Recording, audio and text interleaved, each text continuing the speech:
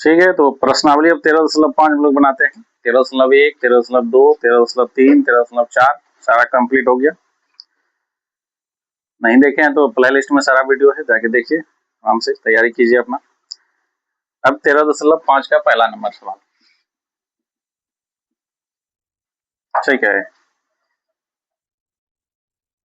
पहला नंबर सवाल क्या कहता है कि माचिस की डिब्बी के माप 4 सेंटीमीटर 2.5 सेंटीमीटर गुना 1.5 सेंटीमीटर है। ऐसी 12 डिब्बियों के एक पैकेट का आयतन क्या होगा। आयतन निकालने के लिए बोला है, तो आयतन का फॉर्मूला जानबे करते हो। इसमें घनाभ अगर है तो लंबाई गुना चौड़ाई गुना ऊंचाई, और घन है तो एक ही भुजा होता है उसका, तो एक गुना एक करोगे तो एक ही हो जाएगा। तो यहाँ पे जो है लंबाई चौड़ाई और ऊंचाई अलग है, जिसका मतलब ये क्या है, घनाभ है। और माप इसका तीनों गुणनफल के रूप में है। तो यहाँ पे माचिस की घनाभाकार माचिस, घनाभाकार माचिस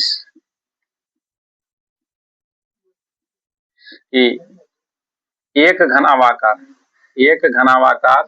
माचिस की डिब्बी का आयतन। देखो यहाँ पे गुना के रूप में, लंबाई गुना चौड़ाई गुना ऊंचाई के रूप में है, तो वही हो जाएगा 4 गुना 2.5 गुना 1.5।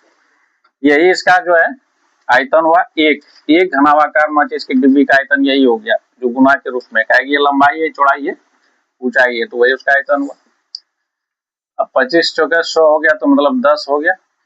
2.5 गुना 4 करोगे 10, इसको इसके साथ कर दो तो ये 15 हो जाएगा। 15 जो है सेंटीमीटर, जो है सेंटीमीटर क्यूब, आयतन मात्रक जो है क्यूब देना है, ठीक है।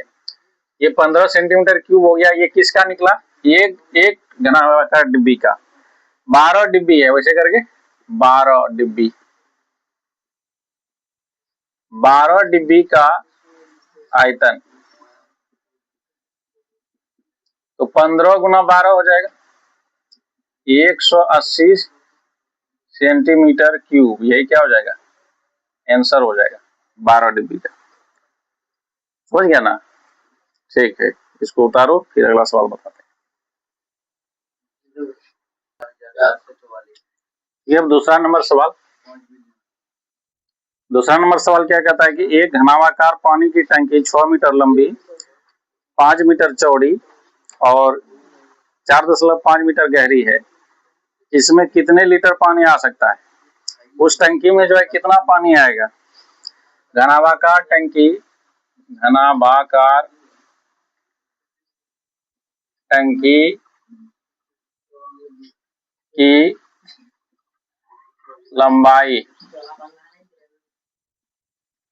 मतलब L दिया हुआ है कितना, 6 मीटर, ठीक है। चौड़ाई भी दिया हुआ है 5 मीटर, ऊंचाई H बराबर दिया हुआ है 4.5 मीटर, ठीक है। इसमें कितने लीटर पानी आ सकता है, तो आयतन निकालो। घनाभाकार टंकी का आयतन, घनाभाकार टंकी का आयतन, तो घनाभाकार टंकी का आयतन क्या होगा, LBH लंबाई गुना चौड़ाई गुना ऊंचाई। लंबाई कितना है 6, चौड़ाई कितना है 5 और ऊंचाई कितना है 4.5। 6 पंचे 30 हो गया, यहाँ 30 गुना 4.5, जीरो है अंतिम में, जीरो डाल दो। 5 तिया 15, 4 तिया 12, 1 13, एक अंक के बाद 135 आ गया। 135 मीटर क्यूब। अब देखो इसमें क्या कहता है, कितना लीटर पानी हटेगा। तो यहाँ पानी लीटर में निकालना था, चूंकि 1 मीटर क्यूब बराबर होता है 1000 लीटर, ठीक है, 1000 लीटर के।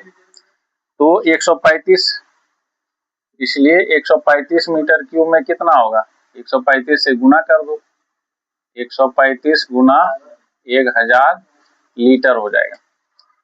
तो 135 अंतिम से 3 जीरो बैठा दो ना, लीटर, यही हो गया आंसर। तो पानी में मतलब टंकी में इतना कितना हो गया है, 1,35,000 लीटर पानी जो है टंकी में अटेगा। ठीक है, ठीक है, इसको उतारो, फिर अगला सवाल बताते हैं। तीसरा नंबर सवाल है,